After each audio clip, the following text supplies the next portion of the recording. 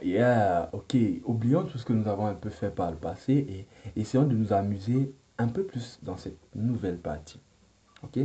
Donc, dans cette partie, on va voir ce que c'est que la concaténation. La concaténation, c'est un mot qui signifie tout simplement additionner deux chaînes de caractères, additionner deux variables entre elles. C'est plus utilisé lorsque vous voulez afficher des choses, lorsque vous voulez faire des textes ou lorsque vous voulez tout simplement additionner un tas de choses pour travailler avec plus tard. Ok? Donc là, je vais créer une nouvelle variable, non.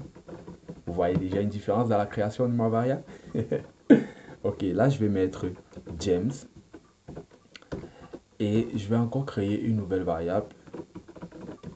Je vais prendre prénom égal à Bond, James Bond. Voilà, et là je vais créer une nouvelle variable encore, âge. Je vais mettre 45. Ok, 45 ans. Donc là j'ai créé mes variables. Ok, regardez ce qui va se passer si j'ai envie d'afficher quelque chose comme ceci. James Bond a 45 ans. Ok, comment je vais faire ça? Je reviens juste ici. Je vais faire un print. Ok. Et là, je vais afficher quelque chose en chaîne de caractères. Ok. Si je fais, si je fais dollar, non, et ensuite je tape F5, vous voyez donc que James apparaît. Ok. Donc, au lieu seulement de faire comme ce qu'on a eu l'habitude à faire, donc au lieu de faire tout simplement print non, je peux aussi tout à fait mettre cela dans les côtes et ensuite mettre dollar non, ça se passe de la même chose. Donc ce que j'ai fait, c'est tout simplement dollar me permet d'accéder à une variable dans une chaîne de caractères. Ok, donc là après, je peux mettre n'importe quoi. Et si je sauvegarde, j'exécute, vous allez voir, tout va se passer de la même façon, mais jusqu'au début, vous aurez toujours votre James. Ok, donc ça me donne déjà la possibilité de pouvoir écrire n'importe quoi à la fin. Ok, ça me donne la possibilité d'écrire tout ce que je veux à la fin. Donc là, je peux mettre maintenant, prenons, je sauvegarde, j'exécute. Et là, j'ai James Bond. Donc j'ai concaténé deux chaînes de caractères, j'ai concaténé deux variables pour avoir une seule variable ou pour avoir un seul résultat à la fin. Donc maintenant, je peux dire James Bond a, oups, James Bond a dollar $H. Ok. Et là, regardez. Voilà. Donc, James Bond a 45 ans. Sauf que là, il faut un pour que ce soit, pour que ce soit parfait. Ok. James Bond a 45 ans. Super. Et là, je vais vous montrer quelque chose d'un peu plus différent. Juste une fine différence. Et vous allez apprécier. Donc là, je vais faire James. Ok. Dans les temps, non. Et au lieu de mettre seulement dollar, je vais mettre dollar entre parenthèses alcoolade.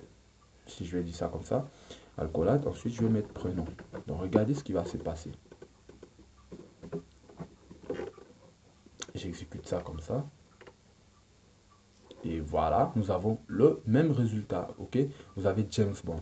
Donc globalement, je peux accéder à ma variable en mettant soit dollar, soit je mets dollar, ensuite je mets entre alcoolade. Pourquoi spécifier avec alcoolade plus précisément?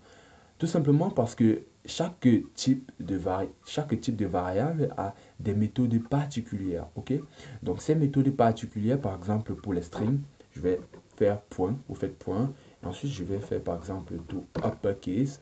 Ok, si j'exécute ça maintenant, regardez. Voilà, maintenant vous avez une différence entre ce James Bond là et ce James Bond là. Le bond du deuxième affichage est tout en majuscule parce qu'on a appliqué une méthode qui permet de mettre en majuscule notre chaîne de caractères. Ok, donc voilà, vous avez donc cette différence. Si j'enlève l'alcoolade à ce niveau, regardez encore, je fais run.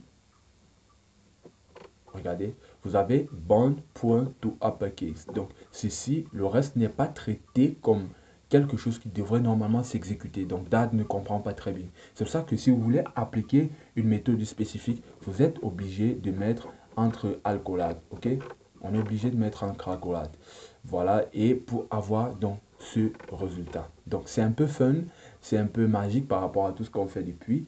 Je sais que ça peut être assez frustrant ou peut-être vous rendre confus ce qu'on vient de faire là parce que je sais que certains probablement d'entre vous ne connaissent pas encore ce que c'est que les objets, les méthodes, etc. C'est des choses qu'on verra par la suite. Mais pour l'instant, donc créez autant de programmes que vous voulez, créer autant de variables que vous voulez, stocker ces concaténations dans ces variables. Donc je vais un peu vous montrer ça avant juste qu'on quitte la vidéo. Donc je vais créer, voilà, c'est ce que je vais faire. Je vais créer une nouvelle variable comme ça et afficher tout simplement cette variable. Donc cette variable va contenir notre concaténation. Donc je vais faire run et après vous avez le même résultat. Donc la variable peut tout à fait bien contenir cette concaténation que vous pourrez utiliser plus tard. Donc je vous dis à la prochaine vidéo.